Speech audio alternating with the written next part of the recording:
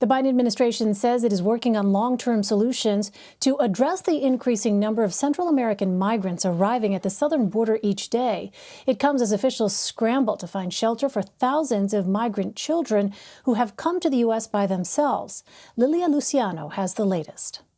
Tonight, a scramble for shelter. The San Diego Convention Center now housing 500 migrant girls between the ages of 13 and 17 who cross the border alone. Another 250 are expected to arrive later tonight, where they will stay until they can be reunited with family, a sponsor, or head to a long-term shelter. We're in an emergency response posture. This is a humanitarian issue, and so it's not about warehousing children. It's not about tinfoil blankets and cages. That is not what we're doing here. It's part of the race to find space for the more than 18,000 unaccompanied migrant children now in U.S. custody. The Department of Health and Human Services will open 9 emergency facilities with more than 16,000 beds and is considering opening more sites for children. Unaccompanied children seeking asylum can stay, but most families and single adults are returned into Mexico, putting them back in danger. Like 15-year-old Leonor and her father Jose. Jose was a pastor in El Salvador helping gang members find a way out of the gangs. Had I not left, I probably would be dead by now. All my family would have been killed. They fled El Salvador after the gangs killed some of their family members. Last October, Leonor crossed alone in Texas, leaving her father behind in Mexico. It was very hard because I love my father very much. Leonor stayed with family in the Northeast after a 6-month separation. She finally reunited with her father this month. Thank you, God, for giving us an opportunity to be together. I'm so happy and emotional because we're together after so many months without seeing him. Reunions like that one are the best case scenario, but making that happen for tens of thousands of unaccompanied minors will take time. The girls who arrive here will spend an average of 30 days, and just tonight, 500 boys are set to arrive to a similar new shelter that's gone up in San Antonio, Texas. Elaine? Lilia Luciano, thank you. For more on this, I want to bring in CBS News immigration reporter Camilo Montoya-Galvez. Hi there, Camilo. So there are now more than 18,000 migrant children in U.S. custody. You've also been reporting on the number of new facilities the Department of Health and Human Services is opening to house migrant children. What's the latest on that? Yes, good evening, Elaine. The Biden administration has been forced to undertake this unprecedented operation to open more than 16,000 emergency beds for unaccompanied migrant children in U.S. custody. They are on track to open 9 emergency facilities across Texas and 1 in California. They are repurposing convention centers in Dallas, San Antonio, and San Diego, oil camps where workers who worked in oil camps used to work, and they are also repurposing other facilities to try to accommodate these historic numbers of unaccompanied children entering U.S. custody. To contextualize this, Elaine, back in May of 2019, more than 11,000 unaccompanied children entered U.S. border custody. That is the current record high. But in this month, in March, border officials have been apprehending more than 500 unaccompanied migrant children, and overall apprehensions in March will be around 16 and 17,000. That will be an all-time high. So it is because of these unprecedented numbers that the Biden administration has launched this unprecedented operation to accommodate the number of children coming in.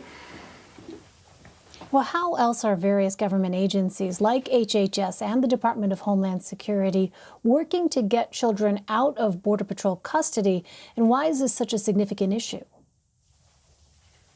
Yeah, so in addition to repurposing the camps for oil workers, military installations, and these convention centers that we mentioned, the Department of Health and Human Services, which, as you know, has the responsibility to care for these minors until they can place them with sponsors, has also been working to expedite that release process. It is working to try to place these children with sponsors who are typically family members in the U.S. more quickly so it can open up beds for new arrivals. One way it is doing so is by creating a new expedited process for children who have parents or legal guardians in the U.S.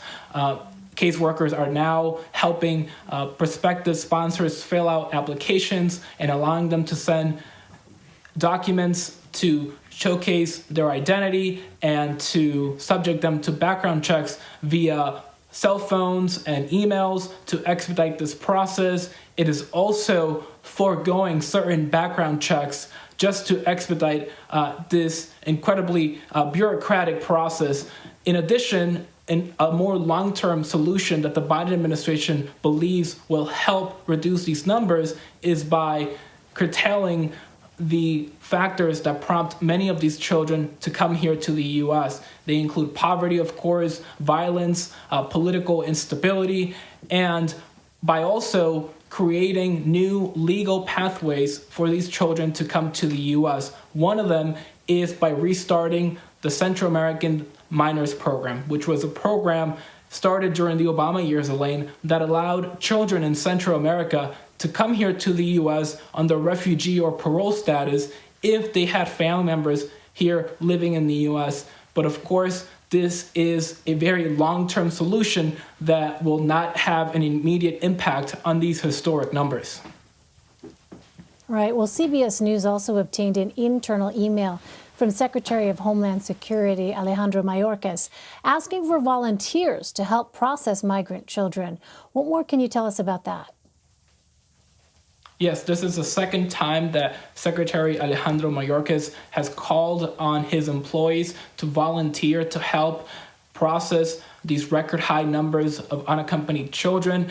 He mentioned that they still need help, that they need more volunteers. And he also noted in his message to employees that we obtained that volunteers are eligible to be provided COVID-19 vaccination if they wish to volunteer. So the Department of Homeland Security considers this an emergency. It has activated FEMA to help the response, and it is taking this all-of-government approach to try to deal with this ever-evolving situation. But it is important to note, Elaine, that right now there are thousands of unaccompanied children still stranded in these Border Patrol facilities, which are not designed to house them.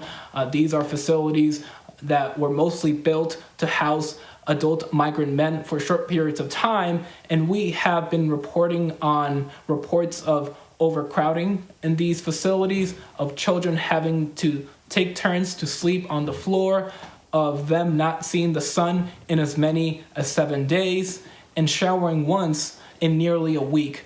So these are the conditions that advocates are really concerned about, and they are also the conditions that the Biden administration is deeply concerned about. But right now, it is not being able to transfer all of these children out into HHS shelters just because of the sheer number of unaccompanied children coming in. All right, Camilo Montoya-Galvez. Camilo, thank you very much. Thanks, Elaine.